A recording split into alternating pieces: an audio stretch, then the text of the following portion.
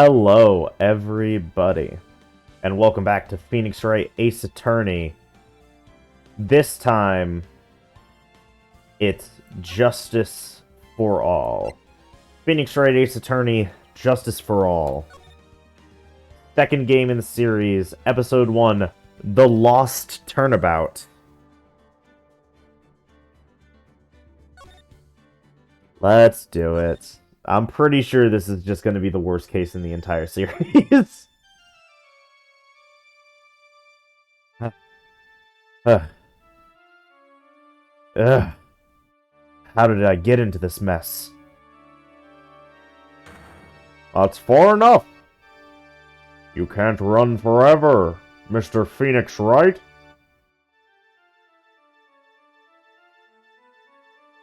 What have I done wrong? I cannot allow you to go on like this. But I'm just a simple defense attorney.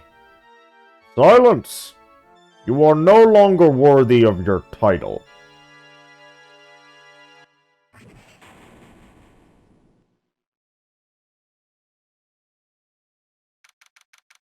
September 8th, 9:08 a.m. District Court Defendant Lobby Number 1.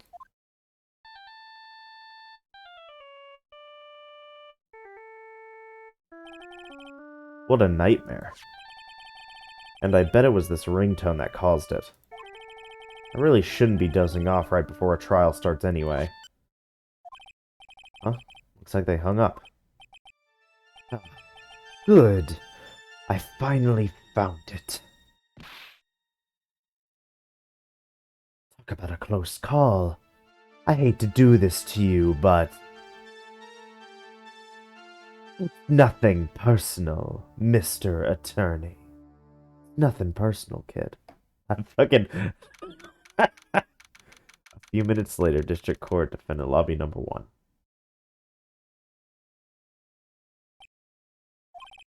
Ah, my head.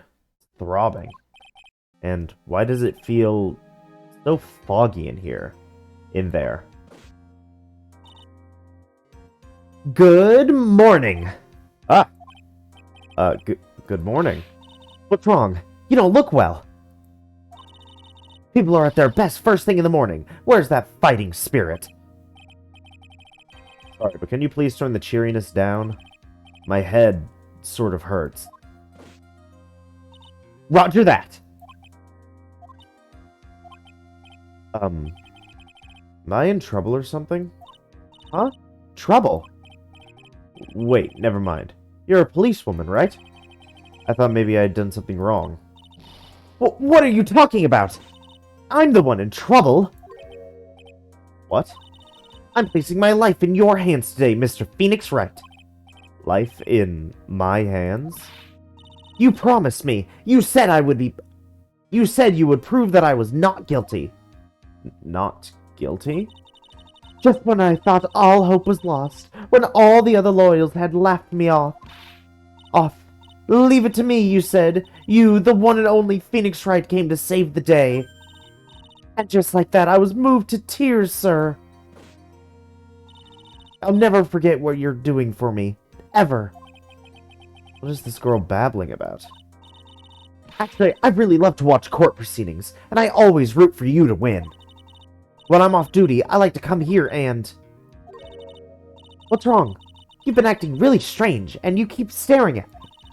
You're making me kind of nervous, sir. Oh, sorry. I'm afraid to ask, but here goes. So, this might sound bad, but, who are you? What? Mr. Wright, how could you say that? How can you do this to the fragile heart of a girl about to go on trial? You're absolutely horrible. No, I mean, I didn't mean it like that. Is this how a defense attorney treats his client, sir? I can't believe this. No, it's just, well, I think you have the wrong person. Yes, I'm... Who am I? Why am I drawing a blank?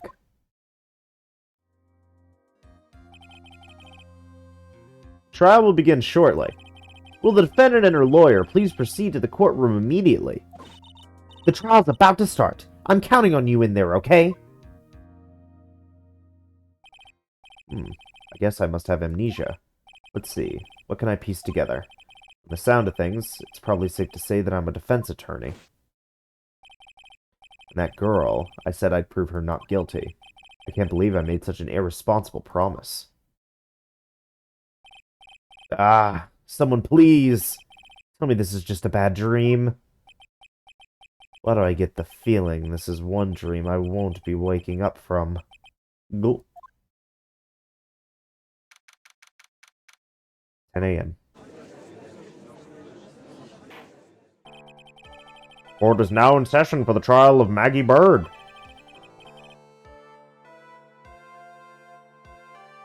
What did I give you? Objection! The prosecution is ready, Your Honor. What is it, Mr. Wright? Are you talking to me? Do you see any other defense attorneys here? I guess not. Now then, are you ready? I guess I should say yes for now. Are you ready, Mr. Wright? Yes, Your Honor. Wait a sec.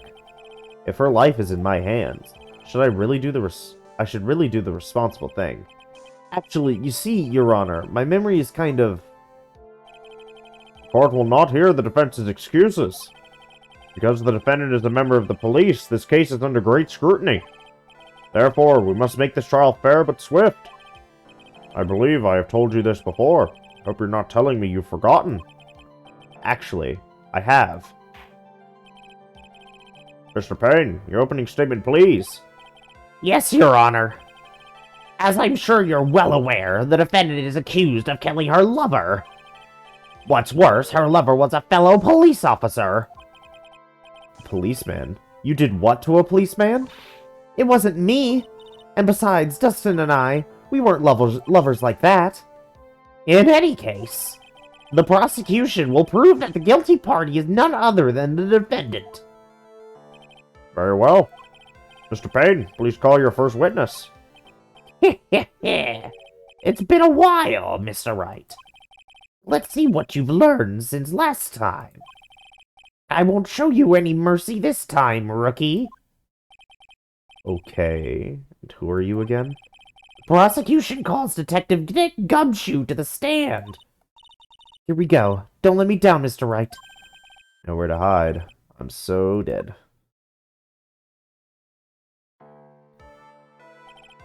Witness, please state your name and occupation. My name is Dick Gumshoe, sir. I'm the detective in charge of homicides down at the precinct, sir. You don't look very well, detective. Oh, well, sir, the defendant, she works under me, so, you know. You work under that detective? Yes, sir. And while I was a trainee, he was always watching out for me, sir. He's such a wonderful guy, sir. I'll never forget what he's done for me. Okay, calm down. I believe you. Detective Gumshoe, please describe for us the details of this murder. Yes, sir. It happened at the park near headquarters, Expose Park. The victim was one of the local cops, Dustin Prince. He was pushed down from the benches on the upper path, sir. The landing beat his buddy up bad and snapped his neck. The details are listed in that report that was distributed yesterday. Ah, yes. The autopsy report, correct? Why do I not remember getting a copy? I see everything is in order here. Even the estimated time of death is unusually well documented. The victim's watch... Oh, the victim's watch stopped on the impact of the landing, sir. The results of the autopsy confirm the time of death.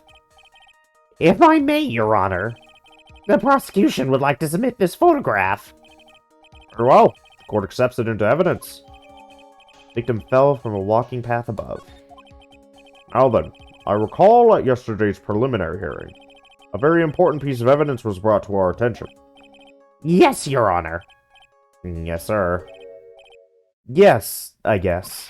Mr. Wright, is your head on right today? There was a very crucial piece of evidence found under the victim's body. Was there? Have you lost your mind? Well, actually, it's just nerves. Give me a sec. What?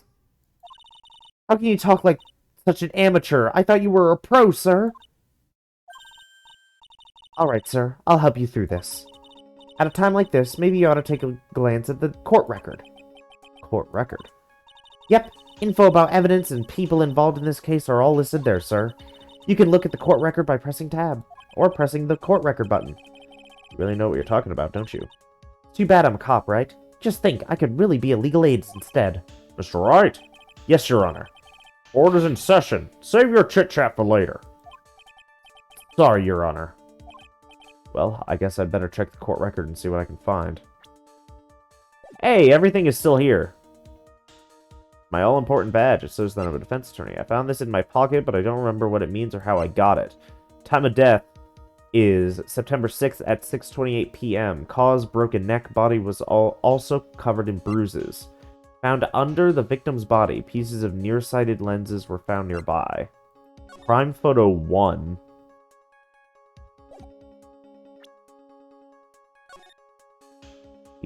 Looks like he's writing something.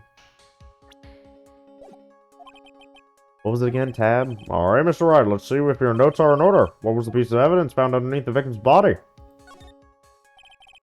That's simple, Your Honor. A broken pair of glasses.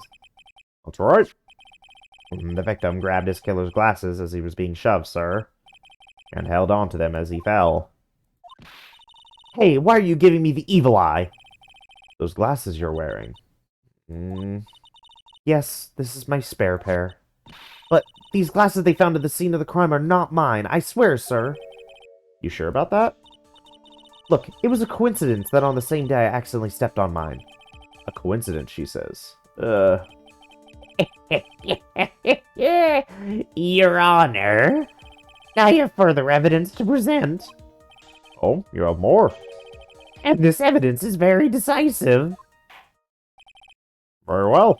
Let's hear from our witness about this evidence. Decisive evidence.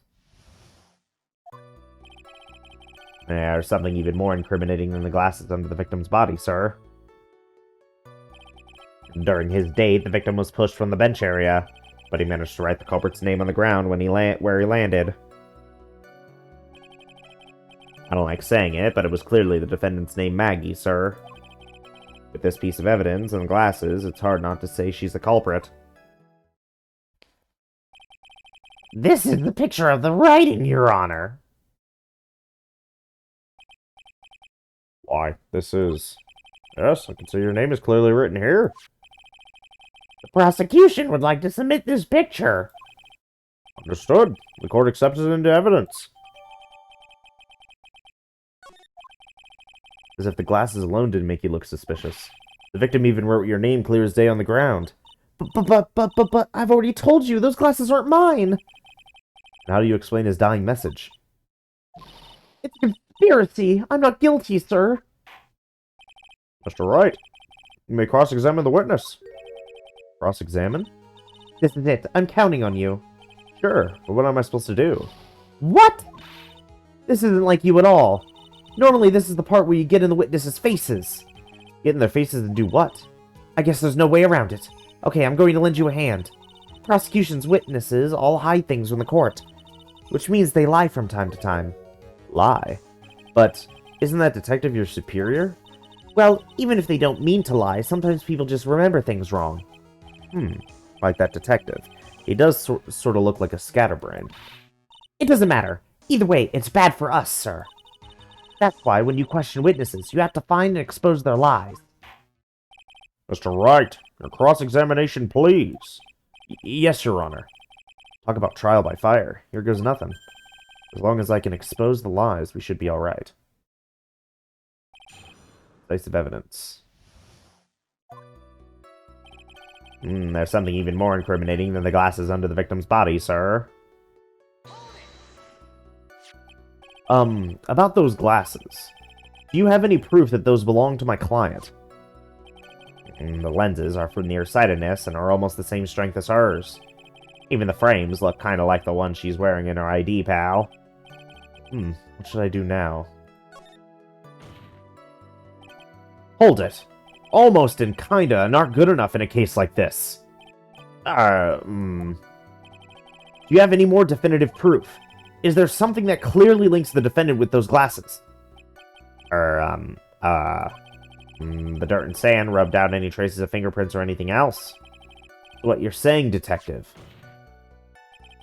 is that you have nothing that proves those glasses are my clients. Something like that. What? I see. So there is no proof. That was amazing! I could totally feel it down in my gut. And during his date, the victim was pushed from the bench area.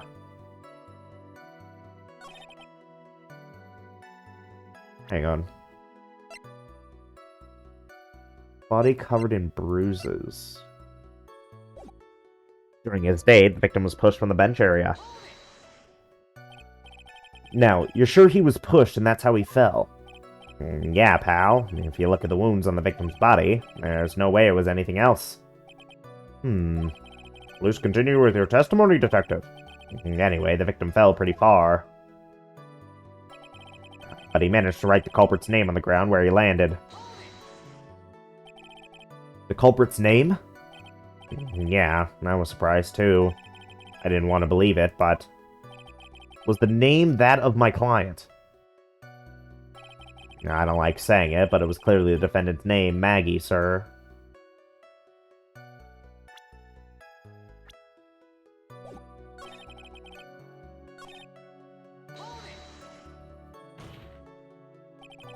Are you absolutely certain? Sorry, pal, but that's what it said. This is a picture of it. No matter which way you look, it still says Maggie. He's got a point. Hey, hold on! Huh? Don't harm me! I know the picture says Maggie, but... Now that she mentions it, something does kind of feel off about this picture. That's how you know you found a contradiction. Now hurry up and present some evidence. So that's what spotting a contradiction feels like. I better check the court record again. And with this piece of evidence and the glasses, it's hard not to say she is the culprit. And you are certain that it was the victim who wrote the name on the ground. There were scratches on his finger from the rough sand. And there were grains of sand stuck under the pointer fingernail. It certainly seems that the name was written by the victim himself. That didn't go well. If the writer really was the victim himself, then we're in a lot of trouble. Don't give up. Keep that fighting spirit going. I'm glad you're all pumped up, but... I really want to see your special move, sir. My what? You always look so cool when you present evidence. Present evidence?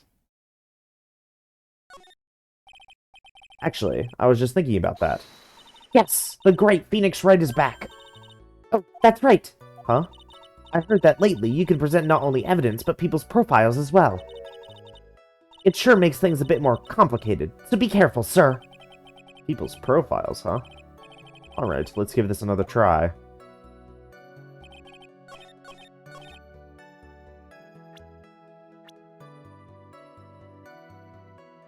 My client, the only thing I can recall is that she's a policewoman.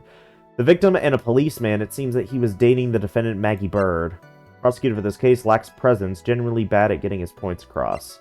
Detective at the local precinct in charge of the initial investigation.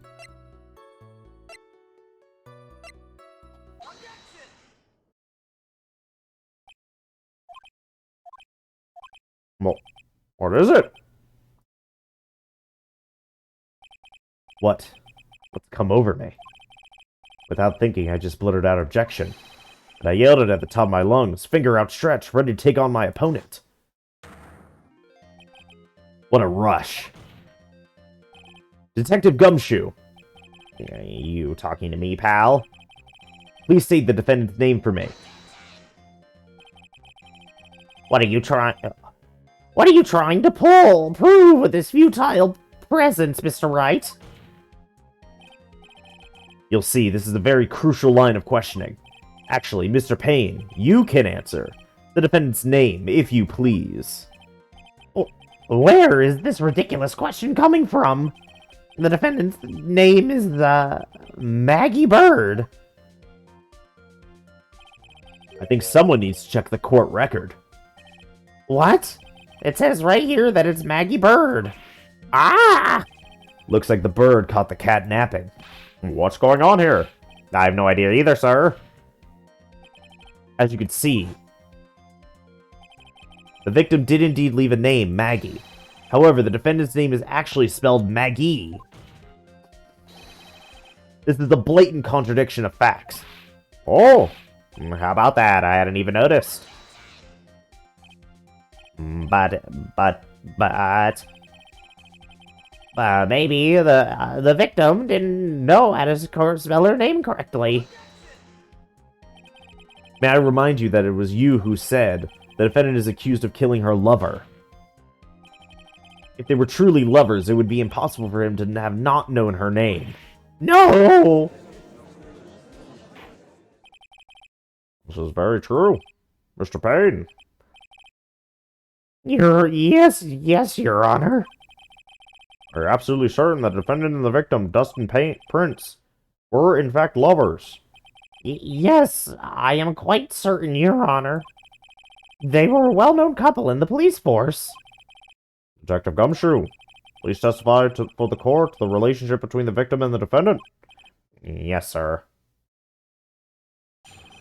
Dustin and Maggie. Officer Prince and Officer Bird have been going out for about half a year. It sounds like they were even talking about marriage. The day of the incident just happened to be the victim's birthday, sir. Maggie, Officer Bird, had gotten Officer Prince a gift. It was something she had bought over 2 months ago. I should know, because she came to me to ask what she should get him. Oh, those two sound like they were close. Nevertheless, tragedy struck. Yes, I see. You may cross-examine the witness, Mr. Wright. Dustin and Maggie. Officer Prince and Officer Maggie have been going out for about half a year. How do you know about this? Every year in March, we have a training camp for us cops. Officer Bird was a rookie at the time, and she and Officer Prince seemed to hit it off. They got close, I take it. Actually, I was supposed to go too, but I couldn't pay the deposit for the trip, so I didn't. If only I had gone on that trip. What is it? Oh, nothing, sir. Really. Anyway. Sounds like they were even talking about marriage. Marriage? But wasn't the victim 8 years older than her? What? You saying a guy's gotta marry someone the same age as himself, pal?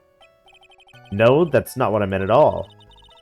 Detective Gumshoe and Dustin were only a year apart, you know. I think this fella has a ways to go before marriage. Mind your own business, pal! Yeah, mind your own business. The incident just happened to be the victim's birthday, sir. The day of the incident? You mean September 6th? Yeah. The victim, Officer Prince, had just gotten off duty at 5:30 p.m. that day. Since Maggie's night shift hadn't started yet, they went to the park for a bit. Oh, I remember when I was young and in love. Oh, it was a jolly time. That's great, Your Honor. I'm glad you're such a cheerful old man. Maggie, Officer Bird, had gotten Officer Prince a present. You seem to know a lot about the defendant. Well, that's because, I'm her boss, and I've gotta watch out for my subordinates. But even what she was going to give as a present? Isn't that going a bit too far? Hey, pal, watch what you say. I know everything that happens under me. If someone so much as scratches their... I really don't need to know that much.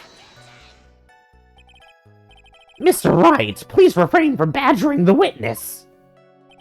I agree. Even if this witness has a crush on the defendant, that should not be the point of the discussion at this time. Whoa, wait a second. Why are we talking about this? Yeah, it's all your fault, pal. You're guilty, guilty, guilty. I should have you arrested. I think the good detective is about done here. Yeah, it was something she had bought over 2 months ago. Over 2 months ago? Yep, she's a very considerate woman, pal. So, what was this birthday present? He got him a glove. Single glove? Why would she only give him one? Actually, Your Your Honor, the glove in question is a baseball glove. Oh, I see. A baseball glove. Officer Prince was a huge baseball fan. A baseball glove, huh? Just now, I believe you said the present was something she had bought over 2 months ago. Yeah. Are you saying she bought the glove at a store that far in advance? Nah, nothing like that, pal. Then, what is it like? And she ordered it. It was custom made.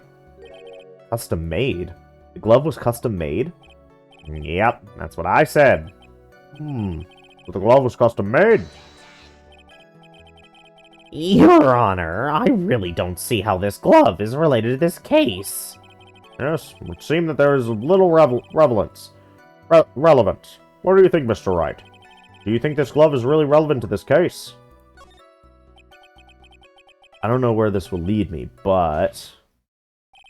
Of course it is relevant. That glove is the key to this whole case. Yes, bluffing to the max. Now this is the Mr. Wright I know. I'm so happy you're back, sir. I was wondering how long it'd take. This is great. Pressing people. Feels like I've done this before. As if I used to do this to squeeze information from even the most tight-lipped people. Very well. If you are that convinced, then let's hear some more about the matter. Actually, I brought the glove with me today. And? Why didn't you say so earlier? Hurry and show the glove to the court. Well, I didn't think it had anything to do... I didn't think it had anything to do with the case. Anyway, this is it, sir. It's, rather yellow, isn't it? Birthday present from Maggie to the victim. It was custom made. Officer Prince really liked the color yellow. And that's why you had it to... And that's why you had to special order it? Yep, that's right. That and one other reason. I think this court has heard enough. It is clear that the victim and the defendant were involved with each other. Yes, that is correct, Your Honor. Now, if that is true, it brings up an important question. Was the name Maggie really written by the victim? I see your point, Your Honor. Detective Gumshoe, please tell the court a little more about the name on the ground. Yes, sir. Writing on the ground. When we first looked into the handwriting, unfortunately, we couldn't confirm that it was the victim's handwriting. Next, we checked the victim's pointer finger. We found that there was sand trapped under the victim's fingernail. There was also scratches on his skin that were caused by him writing on the ground. From this, we can confirm that the victim wrote this name with his right hand. Yes, perfectly logical conclusion.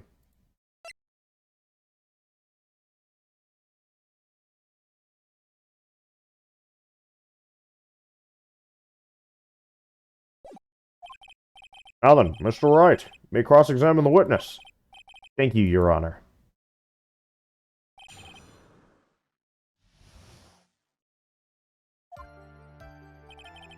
We first looked into the handwriting. But can you really determine handwriting based on a sample written in sand? That's why amateurs are amateurs. We're not a bunch of simpletons, pal. Scientific investigation in this country is actually pretty good. I believe it's time to get back to the real point. Agreed, Your Honor. So, what was the result of the investigation? Unfortunately, we couldn't confirm that it was the victim's handwriting. So in the end, you couldn't confirm it? Hey, don't you look down on us. I told you, we're not a bunch of simpletons, pal. Everyone knows you can't find out everything you want with scientific investigation. I've never heard that before. Me either. Nor I. I never heard anything like that at the police academy, sir. Okay, so I made it up. Anyway. Next, we checked the victim's pointer finger. Pointer finger?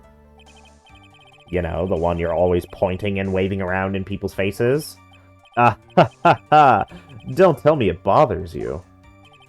Every time you do it, I have a mini heart attack. It's like you're trying to kill me, pal. In any case, you examined the victim's index finger, correct? Yeah, we figured there should be something on the finger if he had been writing in sand. And the results? We found that there was sand trapped on the victim's fingernails. And what does that prove? Well, it proves that he did write the name with his own finger. Yes, which explains why there was sand stuck under his nail. I guess he's right. And there's more. There were also scratches on his skin that were caused by him writing on the ground. Scratches on his skin? Yep, you can't see them with your naked eye, but they're there. This is incredible. Sure is. That's the power of scientific investigation. They're so small that we had to use a magnifying glass, like a really strong one. It's got that really scientific-sounding name. You mean a microscope? Yeah, that's it. We used one of those, and that's how we found them. I can't believe this guy doesn't know what a microscope is. And from this, we can confirm that the victim wrote this name with his right hand. Are you absolutely sure? I believe in the power of science. I wonder if my evidence is solid enough to counter with. Listening to this, you would think there was only one conclusion. That the name was definitely written by the victim. Don't you think that would be really strange, sir? If Dustin really wrote that message with his right hand, do you think I would have gone through that much trouble to get him his present? A present? What about it?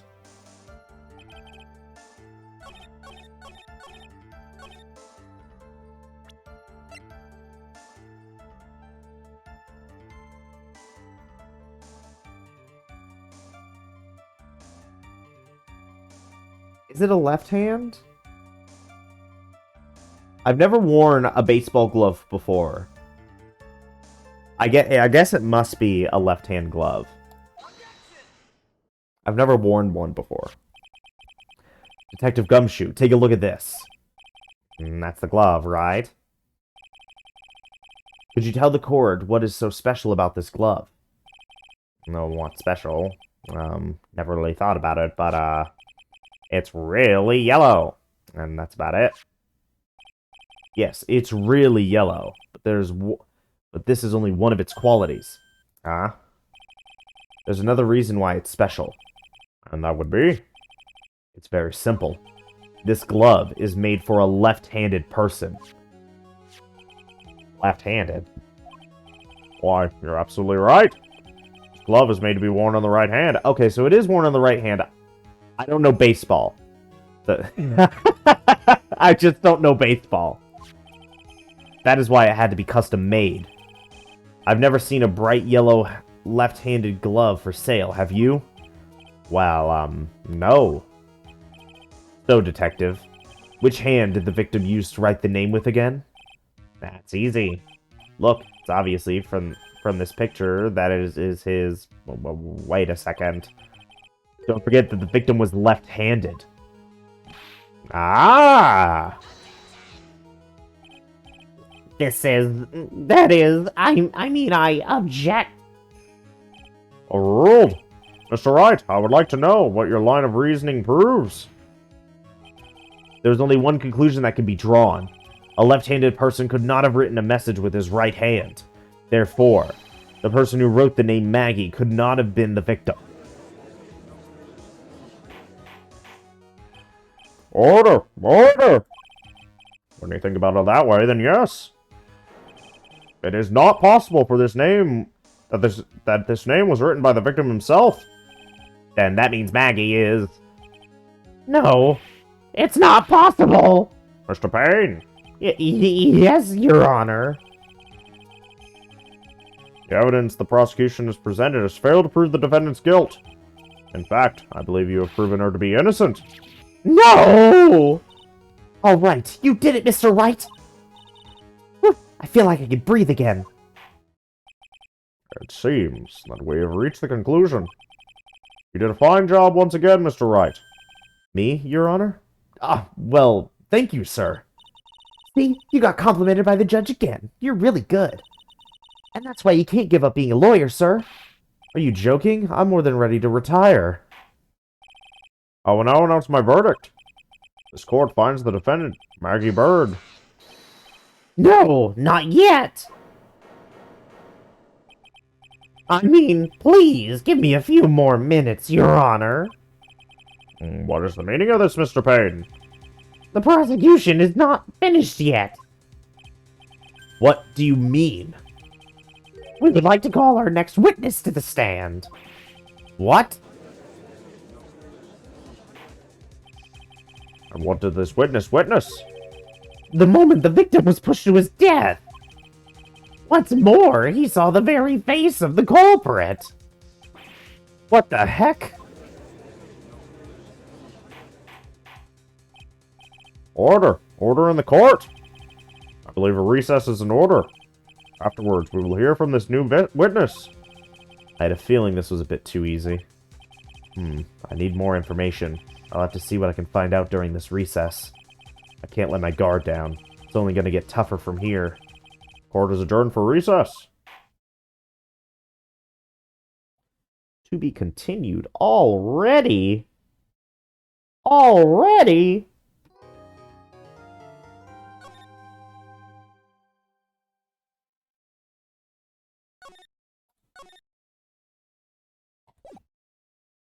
Alrighty. September 8th, 11:43 a.m. District Court Defendant Lobby Number 1. Amnesia? I can't believe my lawyer's trying to defend me in such a state. Why didn't you tell me, sir? I'm sorry. I'm sorry I didn't mention it to you. Oh, I know what to do. I heard you can fix something like this with a really strong shock to your system. Come on, lower your head a little. A Maggie kick should be all you need. No. I think I'll pass on this one. Come on. I'm sorry. Whenever I see someone in trouble, I have a hard time leaving them alone. I tend to stick my nose where it doesn't belong and try to tackle everyone's problems. Well, my head's one problem you won't be tackling today. Well, we're here to solve your problem first. We can deal with mine later. For now, do you think you can fill me in on a few things? Of course, I'd be honored to. Well, I guess we'll start with my name and then I can tell you about me. No, that's okay, really. I think I know you and your name pretty well by now. I was wondering if you could help me figure out a few things about myself. So, my name is Phoenix Wright. What a weird name. This is serious. You really don't remember? I'll tell you what, sir. You can have this back, and maybe it'll help. This is a business card? I got this from you. It's my most prized possession. You can borrow it for now, but please give it back, okay? Okay. There's some numbers written on the back. Oh, that's your cell phone number. It's my business card. I hand-wrote my cell phone number on the back. Guess for now, we should stop talking about me and start talking about this case. This case? Yep. Can you think of anything that would be helpful for me to know? What can I tell you? I can't think of anything other than the incident with that cell phone, but... Cell phone? Yeah, your eyes lit up when we talked about it at the detention center, sir. Hurry up then and tell me. This might be very important. Okay, Roger. It was on that day of the crime, just before 6 p.m. I picked up a lost cell phone while on a walk with Dustin.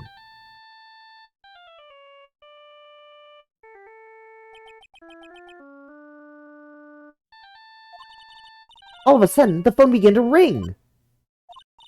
Hello? Oh, thank you. I've been searching for my phone. Is this yours? Oh, I'm glad you called. We can meet up and I can give this back. I'll be right there. I'm sorry, I didn't catch your name. You can call me Maggie.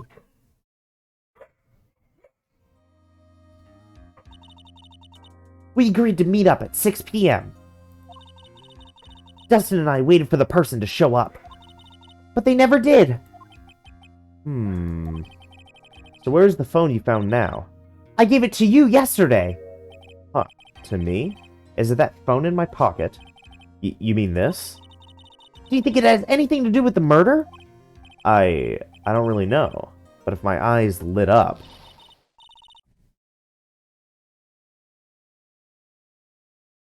I think this is Maya. Ah, you were here all along. You're so mean. I called you a million times, but you wouldn't pick up. And when I went to check in the courtroom, everyone had already left. Ah, now who the heck is this? Let me guess. I'm supposed to know this girl, too. Hey, good morning, Maggie. And a good morning to you too, Maya. So, how's it going? Is there a word for worse than abysmal? Oh? And what if I said that everything will be fine? That's right, it's Maya to the rescue with the ultra-decisive, super-important evidence. Here you go, Nick. The thing you wanted me to bring. Huh? Oh, thanks. What the heck is this? A list? It has about 20 people's names and phone numbers written on it. It was kind of tough, but I managed to dig up some dirt. Looks like these guys are up to no good. No good. As in... There's a group of con artists the police are currently investigating. I think these guys are members of that group. A list of unfamiliar names and phone numbers. Members of a con artist group? Why would a group of con artists pop up in a case like this? Don't look at me. And where did you get this list from in the first place? What? You don't remember, Nick? You're the one who asked me to look this up yesterday. Oh, is that right? These numbers were in the memory of that phone Maggie found. So that's where they're from. You're awfully forgetful these days, Nick. I hope I never get to be a forgetful old prune like you. Maya, actually, Mr. Wright is... Mr. Wright, recess is now over. Please bring the defendant and return to the courtroom immediately. Oh, oops. Guess you have to get going. We could talk about you being old later, Nick. Wish us luck. I guess I have all the pieces now, more or less. All that's left is to put it all together. I'm not going to lose this. I can't. Come on, Nick. Better get a move on. Yeah. 11:54 a.m. Court will now reconvene. Please call your next witness to the stand, Mr. Payne. Yes, Your Honor. Before I do, if I may say a few words. What is it, Mr. Payne? It's about the next witness. He has a tendency to say things that rub people the wrong way, you see. And so I asked that the court might be a little lenient on. There's no need to give a preface. Just hurry up and call your witness, please. Yes, Your Honor. The prosecution calls its next witness. A drifter who has been taking a walk on the park on the day of the murder. Please state your name for the court, witness. Before I do, I'd like to clarify a little something. Huh? Oh, alright, go ahead. Just now, you introduced my wonderful self to the court, correct? Perhaps as a drifter who was taking a walk? Did I? But I will not stand for that. Now you've tinted the court's eyes and colored me wrongly. Sure, I suppose calling me just spittle evil of death, everything top-grade quality. I'm merely looking for unbeatable university, rigorous selection, taking my walk. Yes, I understand. I'm very sorry. I will be more careful from now on. What is he, a human chatterbox? I have to question him? Fashion, cars, women, glasses, and of course, university. First rates only need apply. Glasses? But you aren't wearing glasses. That's enough! Your name, witness!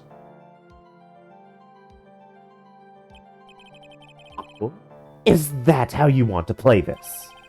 Using your power and influence to keep the young people down. I see how you work now. You old people and your dirty tricks. You thought you had me, but you thought wrong. I'm sorry, it won't happen again. Oh man. I forgive you. Alright, I suppose I can tell you my name. I am Richard Wellington, the drifting virtuoso, with a PhD in drifting, as it were. If you wanted to, you could call me a university student in transit. Mr. Wellington. On the day of the... No, I'm doing Gumshoe. I keep doing Gumshoe and Pain. On the day of the murder, you were taking a, stroll through the park, correct? It would appear that you are attached to that word. If you must, then by all means. But I remind you that I am in no way a prepubescent boy out on a walk with his mommy. If you must know, I am. Anyway, please testify to this court what you saw during your walk through the park. See, you said it again. Taking a walk. You know you... What you witness will do, Mr. Wellington. What I saw that day. I was at the park all afternoon, deep in thought about my life situation. I don't remember the time all that well, but I do believe it was past 6 p.m. All of a sudden, a police officer falls from the ground. Falls from above, right in front of my eyes. Without a thought, I looked up and there I met the eyes of a charming young lady. Of course, I remember her sweet face. It was that of that pretty defendant there. The only other thing I saw was the banana that fell with the police officer. That was certainly a decisive testimony. Decisive? Nick, did you hear what he just said? Yeah. That's all you have to say? How can you be so calm? It's strange. My mind is very calm and clear. Maybe it's because I believe in my client. You mean Maggie?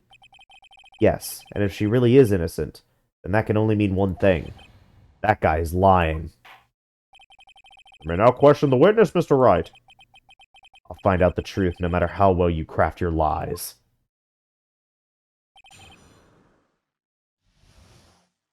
What I saw that day. I was at the park all afternoon, deep in thought about my life situation. Oops. So you were at the park all afternoon? You seem to have a lot of free time. That was very rude of you. But then again, what can I expect? That's what you get from a man who graduated from a no-name, trashy university. The no-name? Trashy?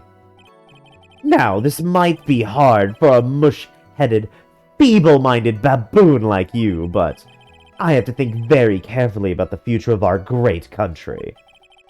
But I thought you said you were thinking about which college to go to just now. Oh, please! Which university I go to will directly affect the very future of this country.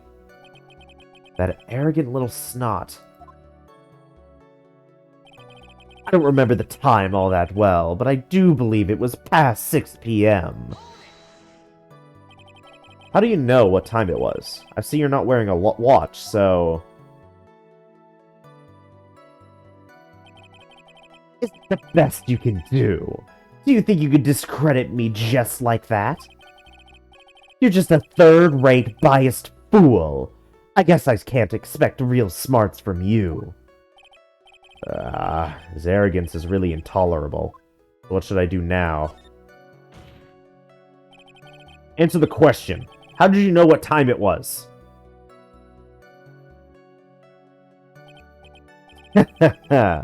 I can't believe I have to deal with a worm like you. You're just a shallow man who can only slam on desks and point at people for fun. I guess I don't have a choice. I'll try to explain it so that even a third-rate simpleton like you can understand. There was this little thing they call a clock at the park. Did you get that? Do you know what a clock is? It's a thing that tells you the time. As you can see, Mr. Wright, it's even in the picture of the crime scene. Oh, so it is. I looked at that clock, and that's how I knew the time. But if you ask me, this whole concept of breaking is utter nonsense. A real first-class person doesn't live. You want to wear a watch? What a ridiculous notion. I live freely without constraints. And yet again, another flood of meaningless words. Talk about a first-class waste of time. In any case, all of a sudden, a police officer falls from above, right in front of my eyes. And how did you know he was a police officer?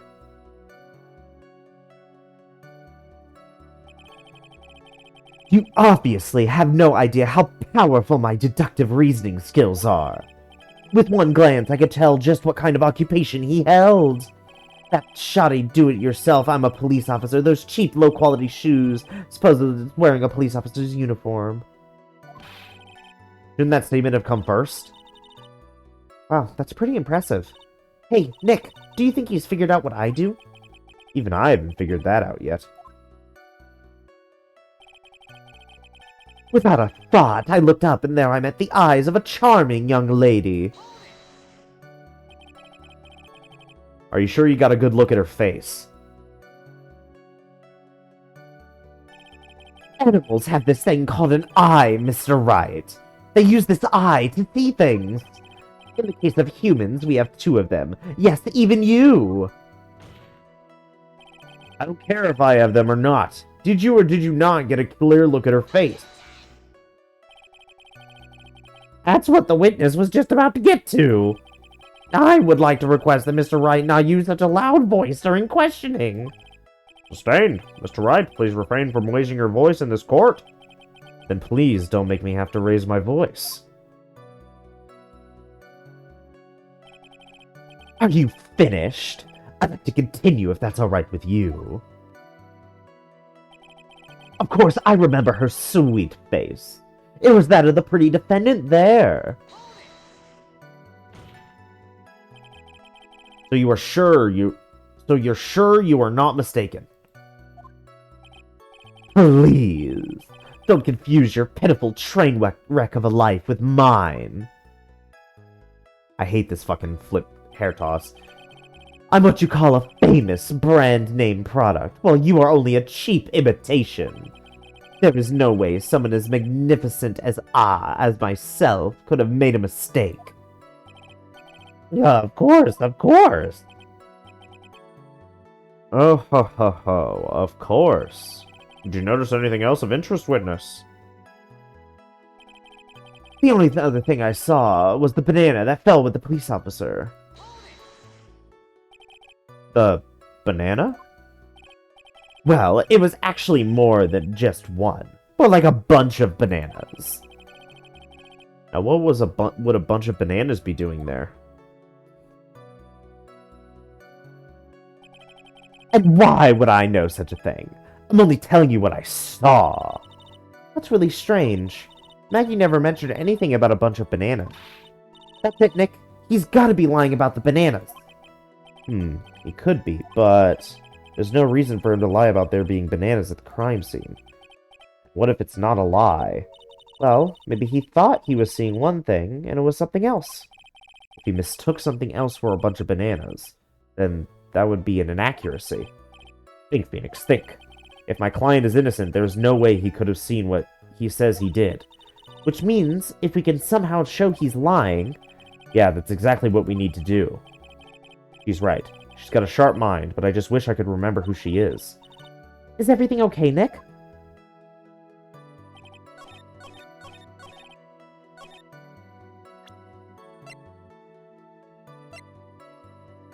My business card, I wrote my cell phone number on the back. Mr. Wellington, I believe I have the bananas you saw right here. Ah, so you knew about the bananas too. Why didn't you say so earlier? But don't you think you can use this as a way to pull more information out of me? And that's where you'd be wrong. Mr. Wright, what is the meaning of this? Isn't that the baseball glove? Oh, what? A baseball glove? Doesn't it look delicious? Care for a bite? That's not... It's the... No! Your Honor, I think this proves one very important fact. This witness loves bananas. By the way, just how bad are your eyes? Why are you asking me about this all of a sudden? Your Honor, it's very simple to mistake a glove for a bunch of bananas. No, I don't think so. Objection overruled. You're one of those people. Yes, you know what I mean. You're like those people who refuse to watch Galileo or New Possibilities. Sure, in the end, it might have been a glove, but viewed from afar. And that is why I asked how bad your eyesight is. 2200? I suppose you're going to tell me that's terrible, right? Why are you not wearing your glasses today, then? That's because I lost them recently, you see. Of course, I was planning on getting a new pair made right away. Like, you know, my glasses are no ordinary glasses, so to replace them... How about when you witnessed the crime? Were you wearing the glasses then? How about it, witness? You are an unrelenting, evil man! You're like one of the Jones Arc and be courageous and caught people, anything, and gruesomely burned. Which boils down to you were not wearing your glasses at that time. Therefore, the identity of the woman at the scene of the crime and that of the defendant cannot be proven to be the same by this witness.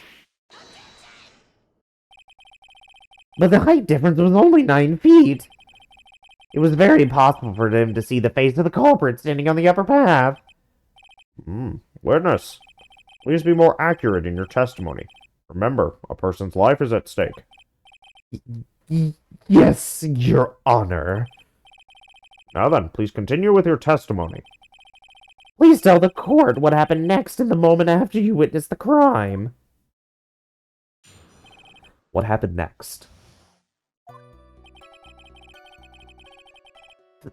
The girl on the upper path ran away as soon as she realized I was there. After that, I immediately called the police station to report the crime. It must have been 6:45 when I made the call. God, I hate you! They must have had a lot of free time on their hands, since they showed up within 10 minutes. So the person who was on the upper path saw you and then ran away? Yes, that is correct. Which is why even someone without a superior brain like mine can understand that. That girl is the murderer. You may question the witness now, Mr. Wright. What happened next? The girl in the upper path ran away as soon as she realized I was there. She ran away, just like that? Yes, she did. She saw me and flew the nest like the guilty bird she is. Oh, I'm sorry. Was that pun too hard for someone who only got a third-rate education? Actually, that did take me a few seconds to get. Yeah, anyway, if she ran away the instant she saw you, how could you tell it was my client? The witness has already answered that question. He had stated that the defendant is the culprit. That is true, Mr. Wright. I'm striking your question from the record. How can I get more information out of him?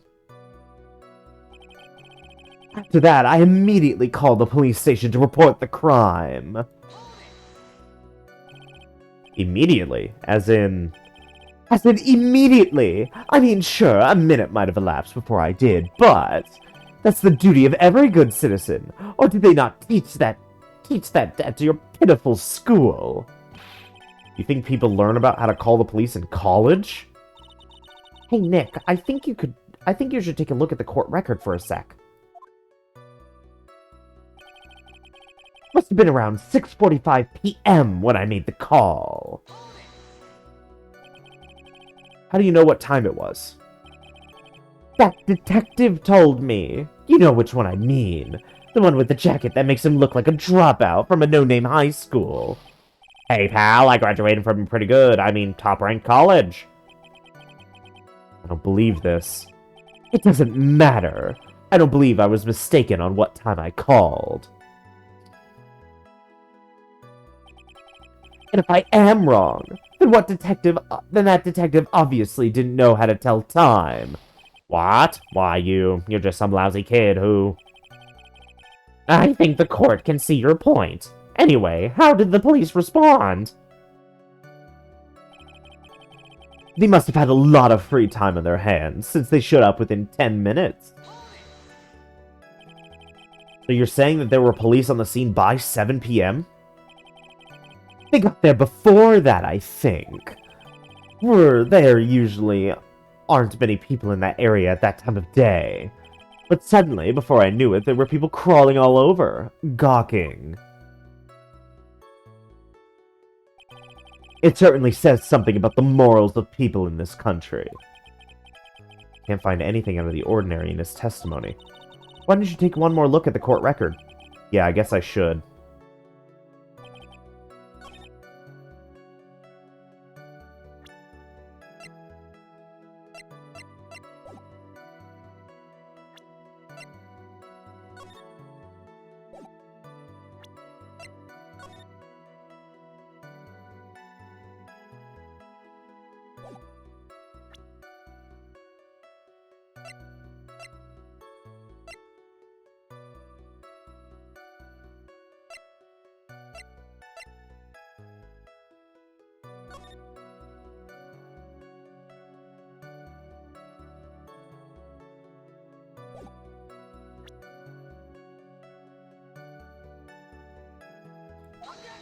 Oops.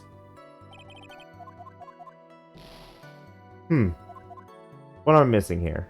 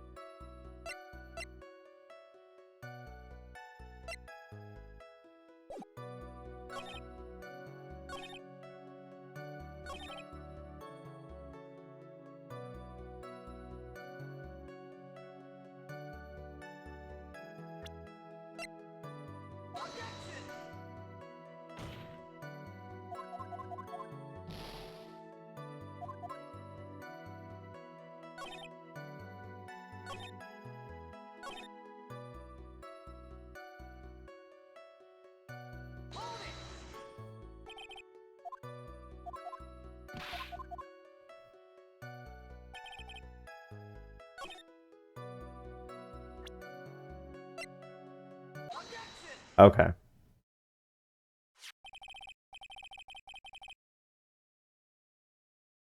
Mr. Wellington, would you please take a look at this? You mean the victim's autopsy report?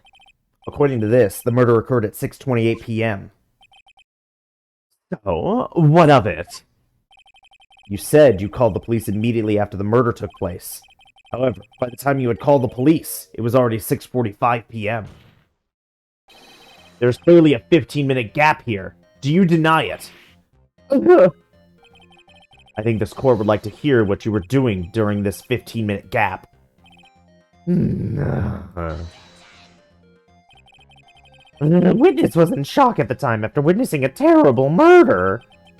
It's only to be expected that he would be a little dazed. 15 minutes is hardly what I would call a little dazed. Mr. Wellington? Yes? Explain yourself. What were you doing during those 10 minutes? Answer the question. Telephone, spit it out. I was searching for a phone booth.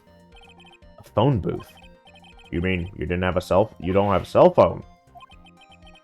With your questions, as if you're trying to open all the layers of a Matryoshka doll.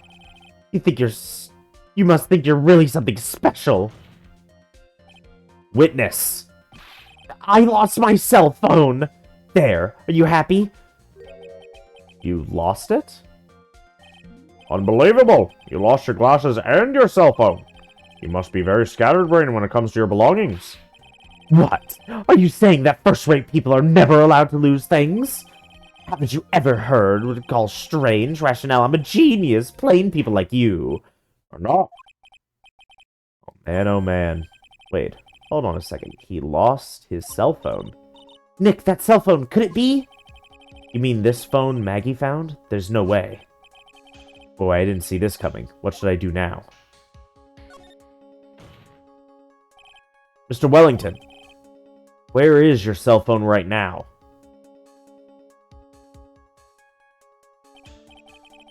Huh. What are you getting all excited about? You seem to be a little confused. I found my phone. I'll have you know. See, here it is. Oh, I see. Looks like he's got his phone. And I thought that just maybe this was his. Well then, I think we've cleared this issue up. At the time of the murder, the witness did not have his cell phone because he had lost it. Therefore, the delay in his call was caused by his search for a phone booth. Well, that's the gist of it. I guess you could put it that way and leave it at that. Do you have any further questions, Mr. Wright? Your Honor, the witness's testimony does not make any sense. I don't believe that there was ever a need for the witness to search for a phone. How dare you? You can't just make outrageous claims like that. Do you have some sort of proof? You do have some sort of proof, don't you? Well, yeah, of course. This evidence should be good enough, I think. Alright, let's have that proof then. Please present proof that the witness had no need to search for a public phone booth. This is what I wanted to present earlier. It's quite simple, actually. Please take a look at this. At the crime scene photo. Is there a problem with it? Oh, there's nothing wrong with the picture. But if you don't understand my logic after looking at it, something is wrong with you. No! It's a phone booth. That is correct. All the defendant had to do was walk 3 steps. Mr. Wellington, why did you not use the phone that was right in front of you?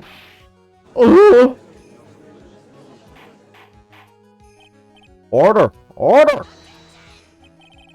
What does reporting the crime a little late prove for the defense? The witness can't explain what he was doing for those 15 minutes. This is reason enough to throw suspicion on his testimony. Yes, this is very true. What do you have to say for yourself, witness? Then I bet this phone really is his, Nick. He must have killed Dustin to get his phone back. Maggie said that she was going to return it to him. There was no reason for him to kill for it. And on top of that, we still have the phone she found anyway. But if he wasn't looking for his cell phone, maybe he was looking for something else. Was he? Mr. Wright, Yes, Your Honor. do you have any thoughts you would like to share with the court? Can you offer an explanation as to what the witness was doing during those 15 minutes?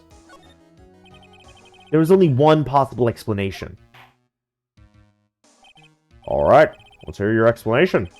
However, be forewarned that if your explanation is not persuasive, you'll be penalized. Think carefully before you present, Mr. Wright. Yes, Your Honor. I probably shouldn't have said that there was only one possibility. Please present to the court the one piece of evidence that will answer the following. Why didn't the witness call the police right away?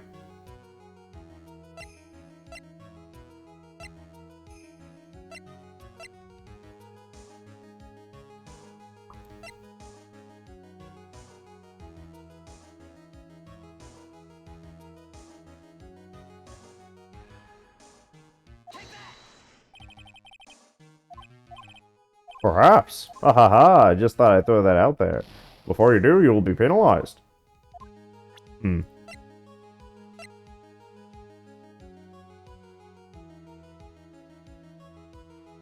I want to show the cell phone now? But he has the cell phone. Like, I'm pretty sure I know that he grabbed my cell phone, not his cell phone, if I remember correctly. But as far as we're aware, that's incorrect. I think.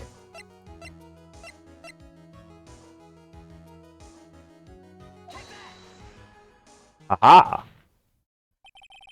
Mr. Wellington. What? Don't do that. You almost gave me a heart attack. These are your glasses, aren't they? Ah! Where did you find... Gah! I believe the court all heard what you just confessed to.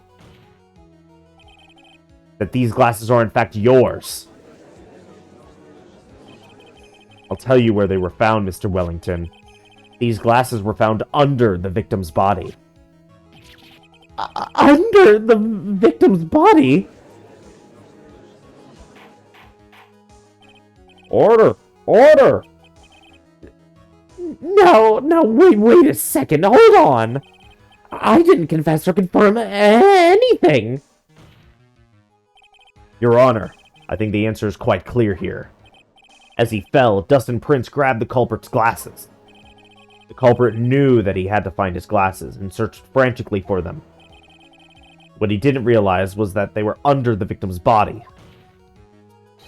And that is why it took 15 minutes to make that call. Mr. Wright, are you indicating the witness as the real murderer? Of course. That is precisely what I'm doing.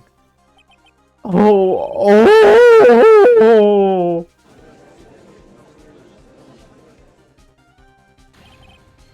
I know I'm right. He is the real murderer. Did you figure it out, Nick? More or less. Turns out this cell phone was the key to this case after all. Anyway, now is our chance to deep six this guy. I'll sink him in one shot. Yeah. This is so exciting, watching you work again. Somehow, my old self is coming back to me.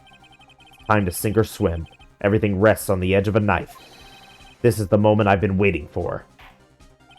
Order! Order! Your Honor, the defense is making a mockery of this court.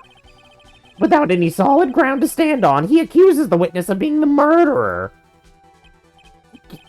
Yeah, that's right. I'm no criminal. This third-rate fraud of a lawyer.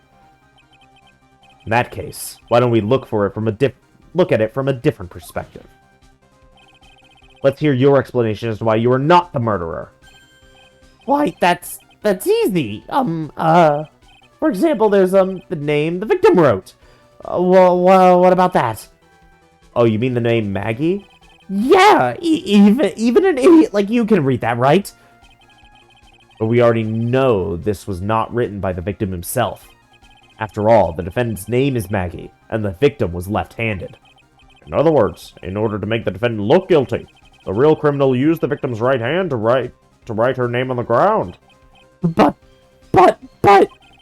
wouldn't that mean that the real criminal was someone the defendant knew? Otherwise, how else would the person know her name was Maggie, or Maggie? That's a good point. Witness didn't even know of Miss Bird before this trial. Ah, I forgot. Was there any other way this creep could have known Maggie's name beforehand? It would be best if I could prove the witness had a chance to learn the defendant's name was Maggie. Now, will the defense please present its case? How could the witness have known the defendant's name?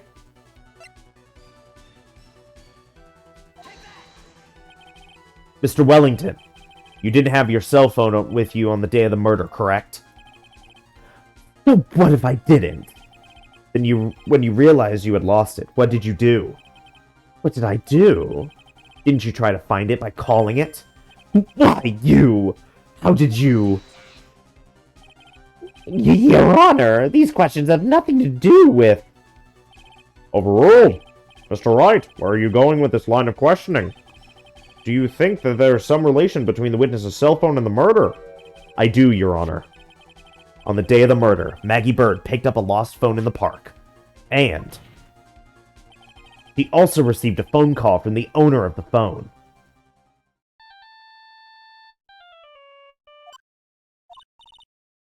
Hello? Oh, thank you. I've been searching for my phone. Is this yours? Oh, I'm glad you called. We can meet up and I can give this back.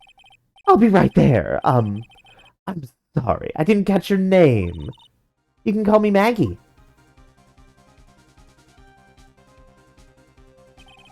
That was when you learned that her name was Maggie. Well, you made one fatal mistake. Fatal mistake? My client's name is Maggie, but the name that was written on the ground was Maggie. That is the mistake that could only occur if you all if all you knew was how her name sounded. Ah! Order! Order! But, Your Honor, the witness has no motive. And your point is? It's very simple, Your Honor. A person usually would not kill someone without a reason. Mr. Wellington had no reason to kill anyone. That is absolutely correct. I don't have a motive. Mr. Wright, Your Honor. Can you explain what motive this witness could have had? It's very simple, Your Honor. Are you sure, Nick? I said I can't offer an explanation, and the trial's over, right? Yeah, but... Now then, please present to this court the proof that the witness had a motive. Mr. Wellington's motive is right here. What is this? A list? These phone numbers were pulled from the memory of the phone the defendant found. We have determined that the people on the list are members of a certain group. You looked up all those numbers? Of course. This list of phone numbers was stored in the cell phone's memory. The names and numbers belong to people who are members of a certain con artist group. What? Con artist? Con artists? Can you explain why those numbers were on your phone, Mr. Wellington? This is an outrage. An invasion of privacy. Looking up the phone numbers on a person's phone is worse than a crime than murder. You're one of those people. You're just like the cops, Maurice Ultio, dialogue with the goddess of... I don't care, Mr. Wellington. All I want is for you to tell us what this list is about.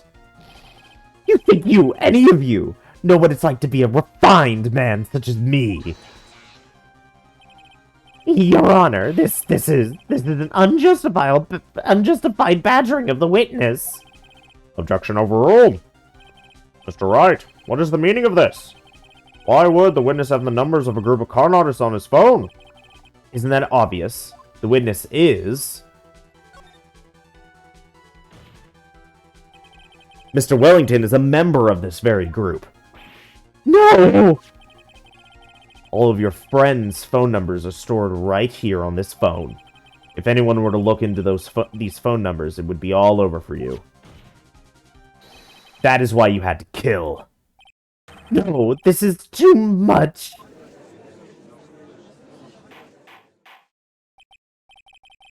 That does make quite a bit of sense. Well, Mr. Wellington, would you care to explain? I got you now. That police officer. Your Honor. What is it, Mr. Payne? Your Honor, this is an unjustified badgering of the witness. You said the exact same only a few seconds ago. Please, let's think about the content of that phone call. Hello?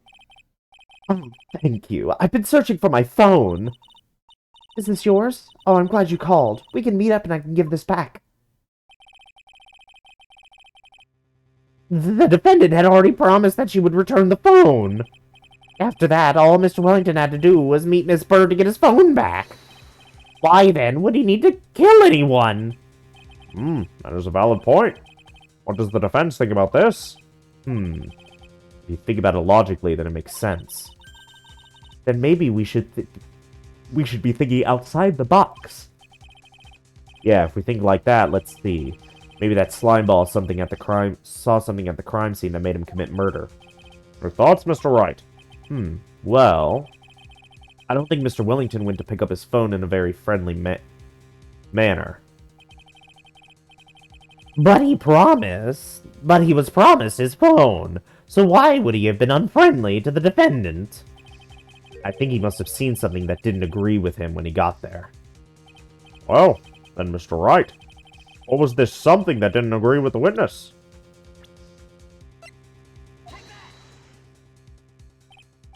What Mr. Wellington saw was the victim. The victim? You mean Dustin Prince? Dustin Prince had gone on his date right after his shift was over. With no time to change, he went to the park still wearing his police uniform. Oh!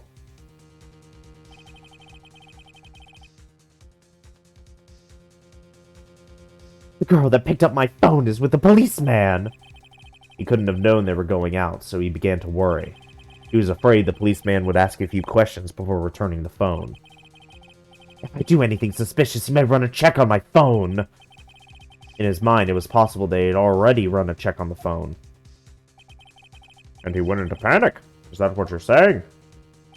Exactly. Officer Prince was murdered simply because he was in uniform. Mr. Payne, do you have any comments? I'm thinking. Seems the truth has come out at last. The witness, Mr. Wellington, you are...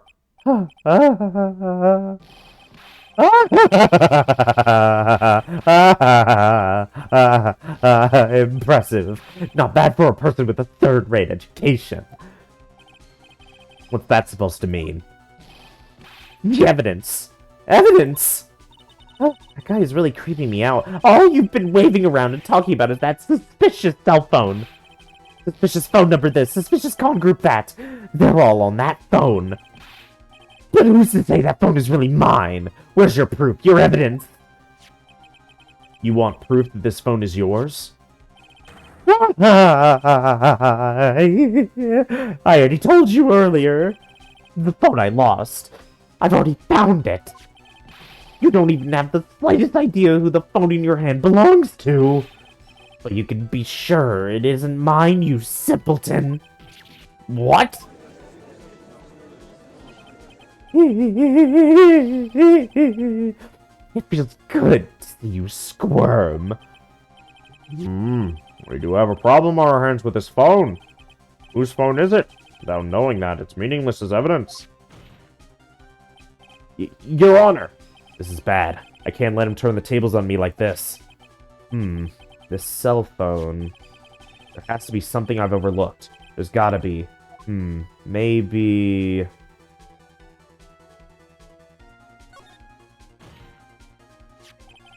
This phone has the names and numbers of those in the con group in this memory. I could show them to you, Your Honor. I don't believe this. What are you talking about? What we are trying to determine is who the phone belongs to. Who cares if the phone numbers... Who cares about what phone numbers are stored on it?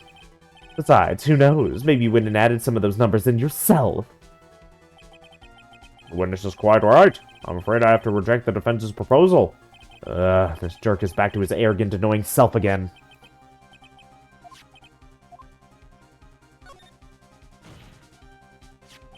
I got it. We should check for fingerprints. Fingerprints?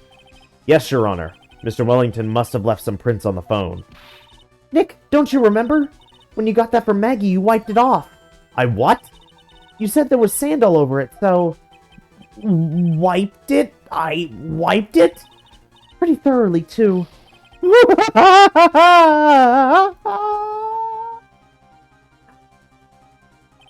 It's so much fun watching third-rate trash babble like morons amongst themselves. He's made a complete recovery. How many times do I have to say this? My phone is right here, you see. Oh, and incidentally, you can't check the numbers stored on this phone.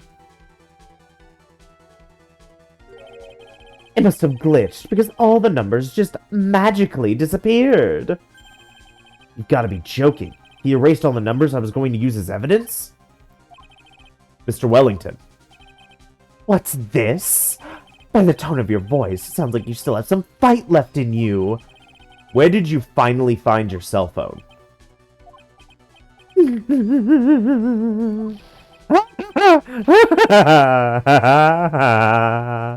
Oh, you are too much.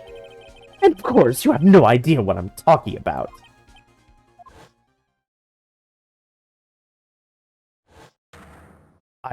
Oh my god. Now I remember.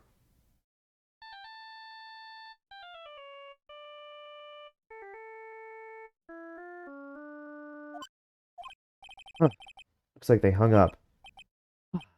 Good. I finally found it.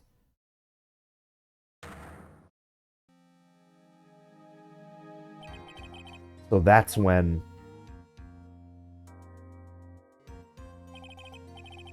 What's wrong, Mr. Attorney? Why the harsh glare in your eyes? Nick, we've worked so hard to get this far, but if you don't do something quick, he's going to get off scot-free. I know. I know this phone has to be his. But how am I supposed to prove something like that? Mr. Wright, if you cannot prove who the owner of that phone is, your indictment has no basis, and therefore no power. It looks like you came up a penny short. Where? Where did I go wrong? Blame yourself. You're merely a third-rate lawyer. You only made one big mistake. Who are you? What are you? That's something you haven't figured out for yourself yet. Who I am? Or hereby concludes the cross-examination. If that will be all, I'll have to bid you gentlemen and ladies goodbye. I have a reservation at that ultra-fancy restaurant on the upper side of town. Thank you for your assistance. You've had a stressful day, so please, bon appetit. What am I supposed to do? Am I supposed to just let it go up like that? Please wait, Your Honor. All right, Nick. I think I may be able to prove it. Prove it? Prove what, Mr. Wright? Everything. Your Honor, the cross-examination has already ended. Besides, the defense is just going to badger the witness with more inane questions. You will not harass the witness. Is that clear, Mr. Wright? Did you hear that? No harassment allowed, Mr. Attorney. Please, Your Honor. Very well. But this is your last chance, Mr. Wright. You may present one piece of evidence to the court. I only get one shot at this. If you cannot prove everything, it's over. For your client and for you. Do you fully understand? Yes, Your Honor. I'm sure you're well aware, Your Honor, but the cross-examination period has ended. Were you paying attention, Mr. Payne? I said that Mr. Wright could present only one more piece of evidence. Oh.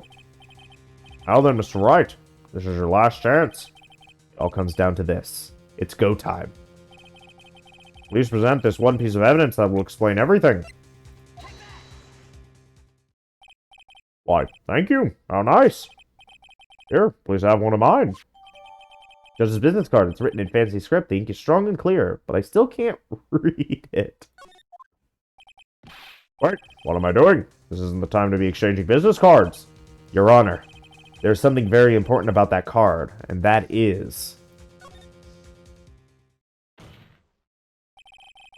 This card is important because of what is on the back. You wrote your cell number on the back, but... That's exactly it. Can you please call this number from your cell phone? Huh? Right now? The court is still in session. It's okay. You'll see. Okay, if you say so. Is the defense preparing something, Mr. Wright? We are going to call my cell phone now. And then the court will see everything for what it is. Of all the idiotic, stupid things, too!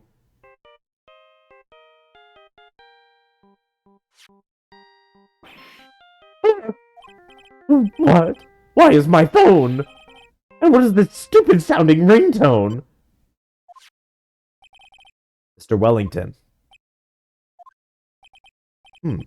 How strange. I could almost swear that you're holding my phone. Your... Oh! No, no, no, no, no! It can't! By the way, before I forget, thank you very much for the lump on my head this morning. I don't think I need to explain any further, except to say... When you went to retrieve your cell phone, you mistakenly took the wrong one.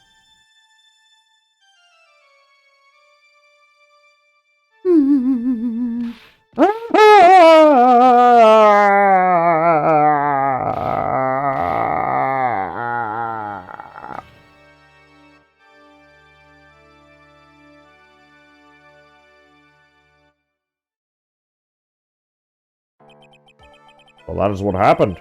You were knocked down by Mr. Wellington. He is the man who lives on his pride and self-image alone. And in order to hide his involvement with the con artist group, he has become paranoid and has lost all ability to make rational judgments. Then Mr. Wright, the phone you're holding... It's Mr. Wellington's, naturally. Speaking of that man, how is he, Mr. Payne? He is arrested and has been taken away, Your Honor. Very well. Now then, this court finds the defendant, Maggie Bird.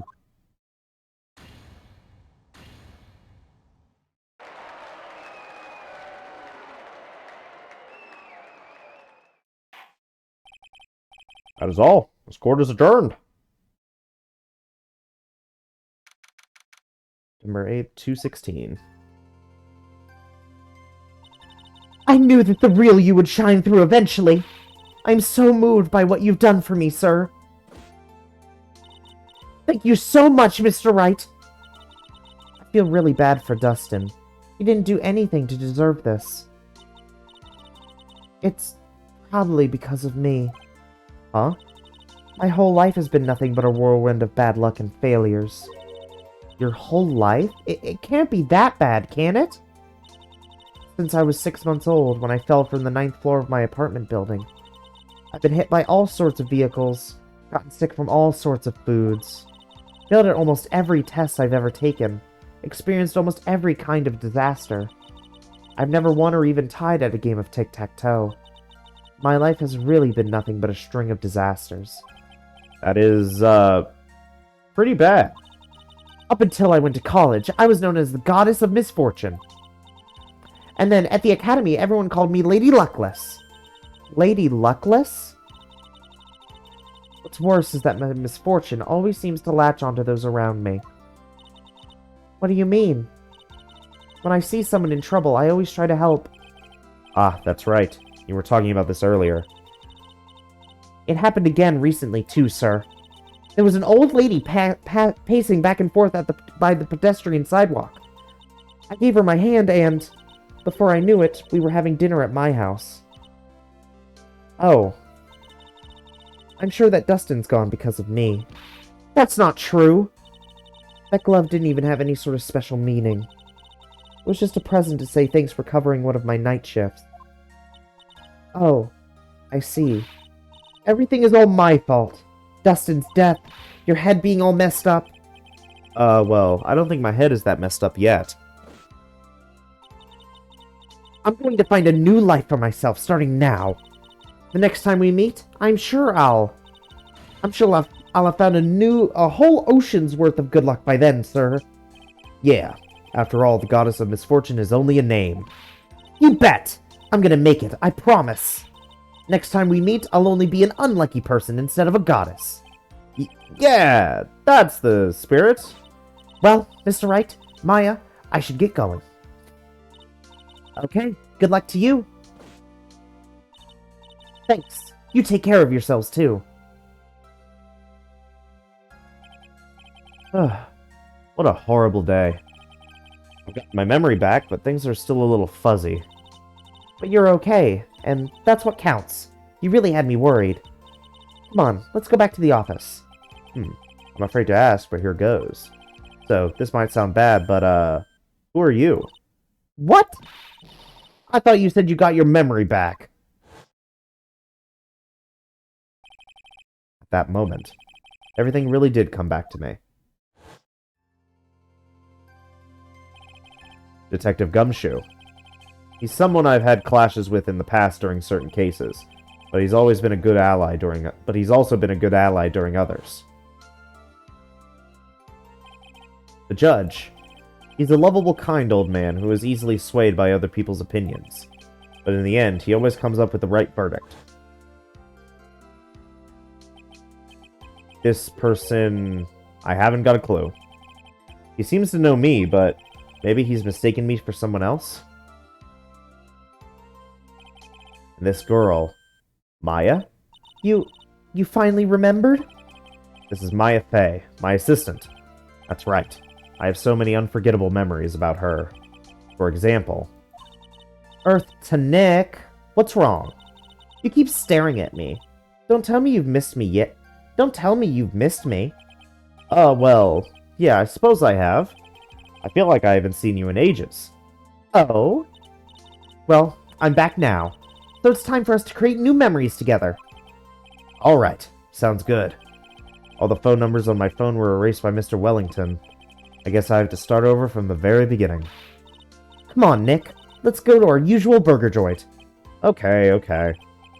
Actually, it hasn't been that long since she came back into my life. That story began on one rainy afternoon, 2 months ago. Episode 1, The Lost Turnabout. The end.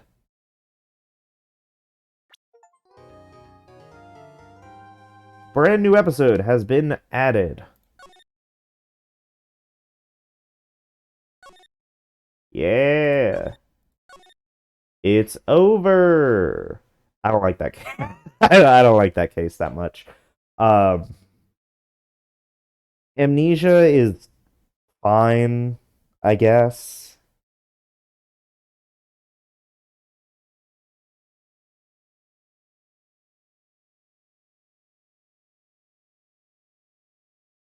Like, it's a fine case. I don't hate it. But it's yet another, like, tutorial case that I never want to play again. Mainly because, like, Phoenix Wright's interactions with everyone's are just kind of off because of his memory loss. Like, that's probably the big part. Just the fact that his memory loss causes his interactions with everyone to just be off tone from usual. At least in my opinion. But that's fine, because we're getting on to better things. Because episode 2 is good. Reunion and Turnabout. And then, episode 4 is good. I remember episode 4. I know episode 3 of this game is lauded as the worst. Period. But I honestly don't remember the third case that much. So maybe I'll have an opinion on it. Maybe I'll just have one. It'll come to me in a dream. Anyway, that's going to be it for now. Thank you all for watching. Especially if you got this far and stick around. Because there's a lot more to come.